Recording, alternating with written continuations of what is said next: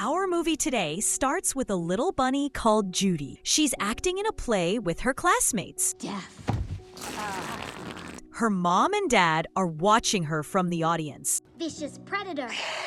Or meek prey. I am going to be a police officer! After the play, they try to convince her that it's hard to be a cop, like she dreams. They tell her it's not easy because there's never been a bunny cop in the city. But Judy says she doesn't mind being the first, and she can change the world for the better. I'm gonna make the world a better place! Her parents suggest she just work in farming and selling carrots, like them. But Judy doesn't focus on their words. She overhears a mean fox bullying some little animals, taking their tickets. Bah, bah, what are you gonna do, cry? Judy jumps in to help. You hurt her.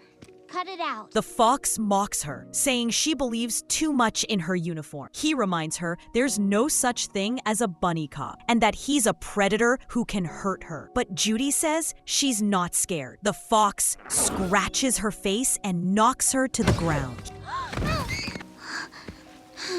He warns her to remember this next time she tries to stop him. The next time you think you will ever be anything more than just a stupid carrot farming dumb bunny. Then leaves. The little sheep run to her, checking if she's okay. Are you okay, Judy? Judy says she's fine and gives them back their tickets. They're happy and thank her. After some years, Judy grows up, goes to police academy.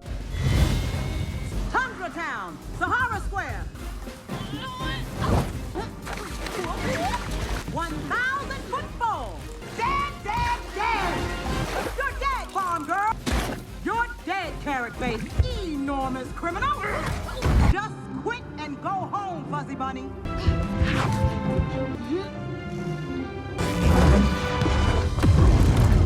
And graduates with honors. She's proud.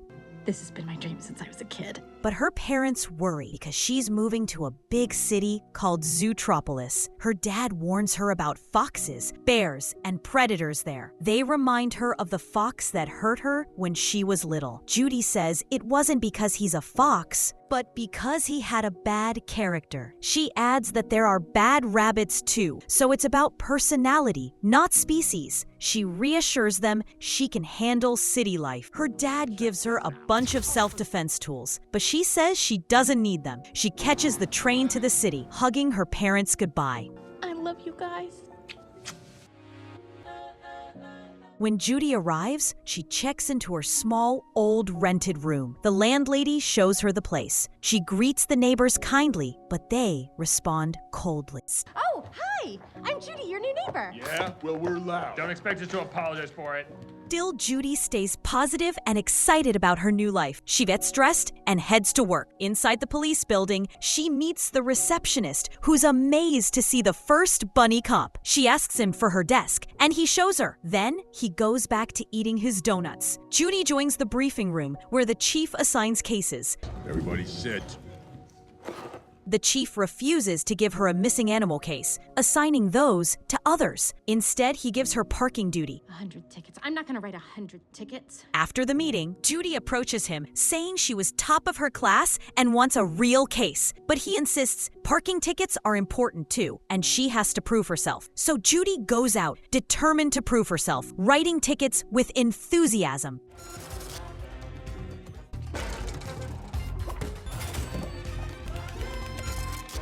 Suddenly, she spots a fox walking slowly into an ice cream shop, and we see Judy following him to keep an eye on him. Inside, the elephant vendor refuses to sell to the fox. Judy threatens to fine the elephant if he doesn't serve the fox. The elephant gives in angrily. $15. The fox finds he has no money, so Judy pays for the ice cream herself. She hands it to his little son, dressed in an elephant costume. The fox thanks her, saying it's the first time someone treated him kindly in the city. Judy says she hates cruelty between animals, but later she finds out the fox tricked her. He melted the ice cream, made popsicles, sold them, and even sold the sticks again. When Judy confronts him, he mocks her for being naive. He says that's just city life, and she's a naive country bunny with childish dreams. He adds many like her came to the city thinking they'd make a difference, but failed. He assures her she'll never be a real cop. And that dream of becoming a big city cop? Double whoopsie. Maybe a supervisor one day. Hang in there. Judy runs home upset. Calls her parents, but lies, saying she's happy. How was your first day on the force? It was real great. Yeah? Everything you ever hoped? Absolutely. Bye-bye. Bye-bye. Next morning, she goes back to work, still giving out tickets, annoying everyone. Suddenly, an animal shouts that he's been robbed. Judy chases the thief and alerts another officer. Stop in the name of the law! Catch me if you can, Cottontail! Stop!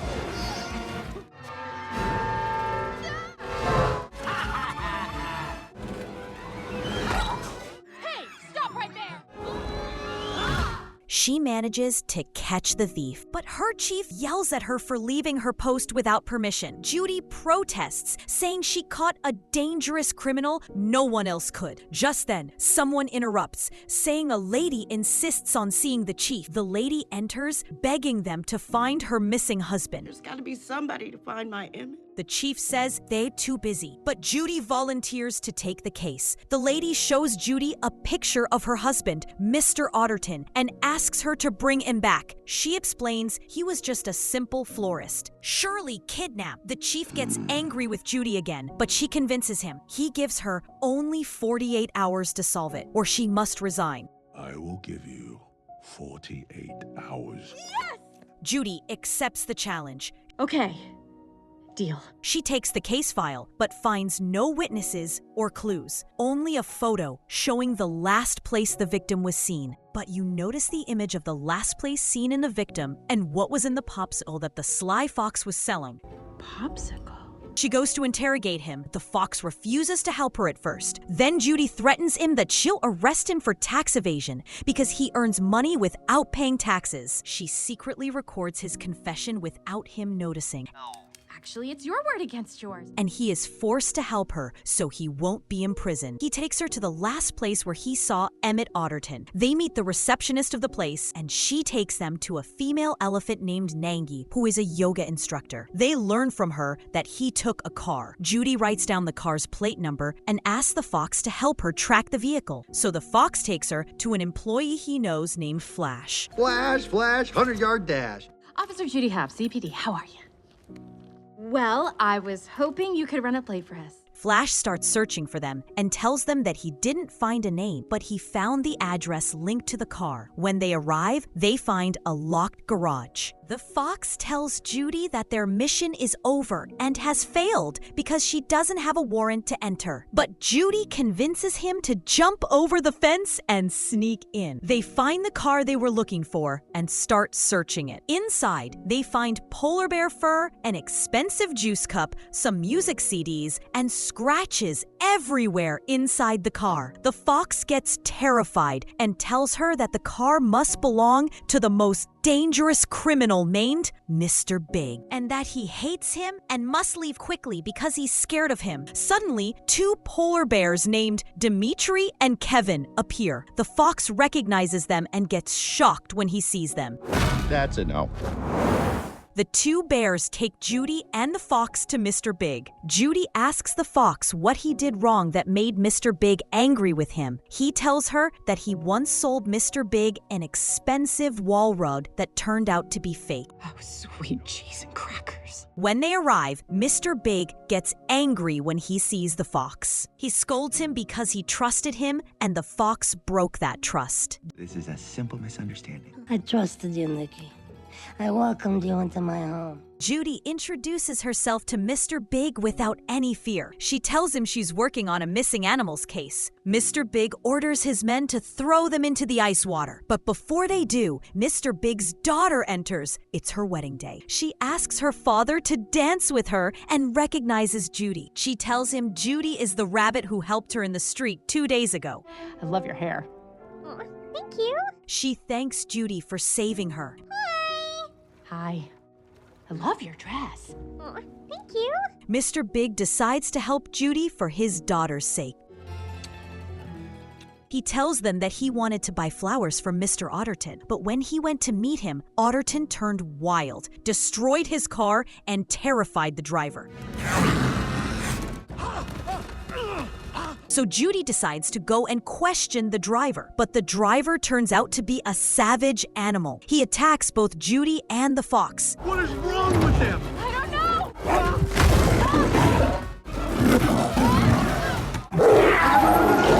Judy calls for police backup. When the backup and the police chief arrive, Judy tells him this isn't just a missing animal case. The animals are turning into predators, and they need to find out why. Her chief tells her that's just her imagination because she's a rabbit and she's scared of any large animal. He says the city no longer has predators. They've evolved. No one believes Judy, even after she tells them she found a witness. Then her boss asks for her police badge. Badge. That means she has to resign because she failed to solve the case. But the fox interferes. She will not be giving you that badge. What did you say, Fox? And tells him she still has 10 hours left to solve it. He says he can't take her badge yet and takes Judy away. Judy thanks him. Thank you. He tells her that when he was little, he wanted to be a scout leader. But when he joined, they bullied and expelled him because he was a fox. He tells her never to let anyone bring her down just because she's a small rabbit. He decides to help Judy until the end. They check the security cameras from the place. So fluffy. Hey. They see a group of wolves kidnapping the driver. Judy realizes those same wolves must have kidnapped Mr. Otterton too. They track the car's movement until they find where it went. They find out it's an abandoned old hospital. Come on. When they enter, they find many animals locked inside, including the 14 missing animals the chief mentioned earlier. Suddenly, a wild animal attacks them from behind the door. Judy and the fox hide when they hear footsteps and voices. They discover it's the mayor with a doctor. The doctor tells the mayor that only predator animals are turning savage, and they don't know the reason. The public must know there's a problem with their genes, but the mayor refuses and says he's a lion. If people find out, they'll fear him, and he'll lose his position because he's a predator. Judy reports it to the police, and they manage to save all the animals. The mayor is arrested. And Judy is presented as a hero at a press conference. Judy asks the fox to join the police because he's smart and skilled. Officer Hopps, it's time. Later, Judy answers reporters' questions, saying that predators have a genetic problem that could make them savage again. That statement makes the media connect all crimes to Ho words. Predators begin to fear for themselves and their children. Go back to the forest, predator! The fox refuses to apply to the police or even stay friends with Judy. The receptionist, who liked Judy and was the only one nice to her, is transferred to the records department, so no one will fear him after Judy's statements. Because he's a predator, Judy feels sad because she's the reason behind all that. After that, Judy decides to resign from her job and return to her village to work with her family selling carrots. Thank you for the opportunity. Judy, you've worked so hard to get here. It's what you wanted since you were a kid. She looks clearly sad and disappointed. Her parents try to cheer her up and help her get out of her depression. They tell her that thanks to her, the evil fox who used to bully her long ago has changed. He has now become the most famous pastry chef in the village. They work with him and are no longer afraid of him like before. The fox who once hit Judy when they were kids goes to her. He tells her that because of her, he was able to overcome his own issues. He used to feel good about himself only when putting others down, but now he found real satisfaction in being kind to others. His success in his work made him more confident in himself, and he offers her some pies as a gift. After that, some little kids run near the crops and they move them away from the flowers growing near the crops. They tell Judy that these flowers keep insects away, but when kids eat them, they become aggressive and start biting each other. At that moment, Judy realizes that this flower is the reason reason animals went savage in the city. She immediately grabs the car keys and rushes back to the city. There, she meets the fox and asks for his help to uncover the truth after discovering that the savage animals were affected by toxic flowers. She apologizes to him for what she said before, but he doesn't respond. I have to fix this, but I can't do it without you. Then she apologizes again and starts crying. I really am just a dumb bunny. He accepts her apology and hugs her. They quickly go to the thief, Judy, arrested on her first day as a cop. She asks him why he had the toxic flowers and what he planned to do with them. He refuses to confess anything, so Judy goes to Mr. Big, who helps her by threatening the thief with death. The thief finally confesses that he sold the flowers to a sheep named Doug, who offered him a large amount of money for them. He warns them that Doug is aggressive and dangerous. Judy and the fox go to the place where Doug lives, which turns out to be an old train turned into a lab. There, Doug makes injections from the toxic flowers and uses them on animals.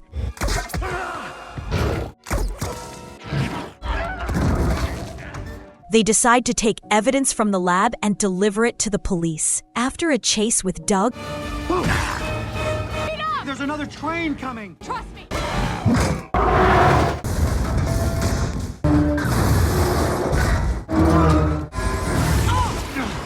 and the destruction of the old train. But Judy is shocked to find the mayor there. Judy asks her how she knew they were there, and the mayor demands that Judy hand over the evidence bag. Judy refuses and said she'll deliver it herself. She runs away, and the mayor orders her guards to chase Judy and the fox. Judy tells the fox to take the evidence bag and rush to the police station, while she stays behind to face the mayor tells her to reconsider, saying that the predators have been oppressed for years, and now it's their time to take revenge.